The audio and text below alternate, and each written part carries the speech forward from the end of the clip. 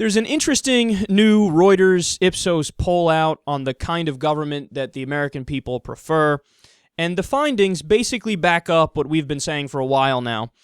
So broadly speaking, the American people will pay lip service to conservative ideals.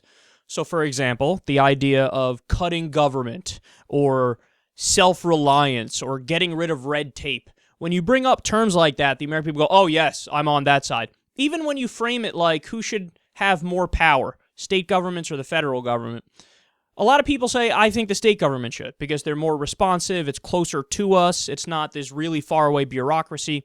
So when you speak in broad concepts, the American people say, yeah, I think the conservative values make sense. But then we also have this aspect to the conversation, which nobody brings up. In a poll of nearly 5,000 people, quote, when asked about government ending specific functions of the federal government, voters of all political stripes, including many Republicans, were less receptive. Nearly 80% of Republicans oppose eliminating middle-class entitlement programs, such as Social Security and Medicare. 64% of Republicans oppose getting rid of aid programs for the poor, such as food stamps and Medicaid. 47% of Republicans disagree with abolishing or significantly reducing the authority of regulators such as the Food and Drug Administration. That compares with only 42% who agree. Among independents, 77% oppose abolishing programs such as Social Security and Medicare, and 70% were against eliminating Medicaid and food stamps. 56% rejected the idea of eliminating or reducing agencies such as the FDA. And then, of course, once you get into the Democrats, those numbers are, overwhelmingly on the side of we like the social safety net, we like helping out the middle class, we like helping out the poor. So, see what happens when you dive into the details? The American people go, I'm so conservative, and by that I mean if you ask me specifics, I'm actually really liberal. The same thing happens with Obamacare. We've spoken about this before, how up until recently, now I think it's like 51% of the American people, generally speaking, support Obamacare. But up until recently, that wasn't the case. If you ask the American people in a broad way, the majority of them said, I am against Obamacare. But then, if you were to break up Obamacare into all of its provisions, and you ask provision by provision if the American people support it, on almost every single provision, the American people overwhelmingly supported the bill. The only one that they didn't like was the individual mandate. And by the way, I agree with the American people on that. It makes sense to be like, why should the government force me to pay out of my own pocket for private health insurance? That's weird. So I think the American people were totally right about it when you get specific. But for example, some of the provisions that they supported, kids being able to stay under their parents' health insurance until they're 26 years old. It didn't used to be like that. Under Obamacare, it became that. Under Obamacare, 80% of the money that's given to health insurance companies needs to go towards health care. There used to be these wild out-of-whack ratios of like 60-40, where 40% of the money was going to overhead and all this other bullshit. And Obamacare says, no, by law, you need to spend more money on health care.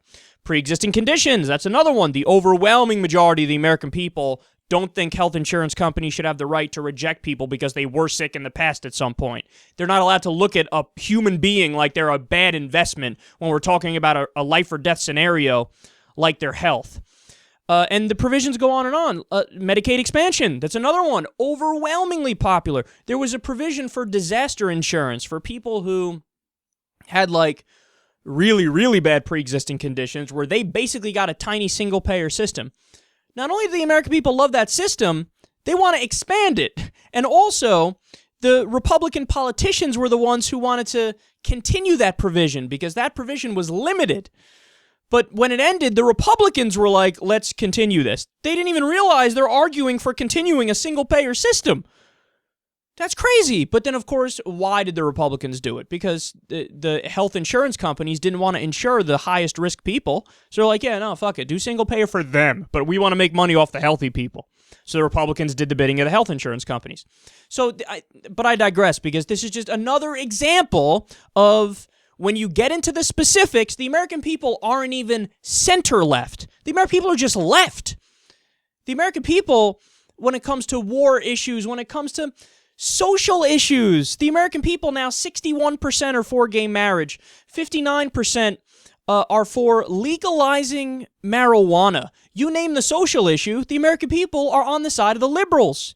So when you factor it all in, I mean, what? There's 2, 3 issues maybe that the American people are more conservative on? We're talking about a progressive country. But unfortunately, and this is the sad note to end on here, the feelings of the American people do not translate into law. They just don't. If they did, we would right now be living in a country that had a single-payer system. We would right now have 0 wars going on. We would right now have a much stronger social safety net, probably universal education. I mean, higher minimum wage, all this stuff. We would live in a country that was much more like Norway or Denmark. But like I said, this stuff does not translate into the policies that we get. But it's important to keep in mind that when you actually get into the specifics, regardless of what people say on the surface, when you dive into the details, the American people are overwhelmingly liberal.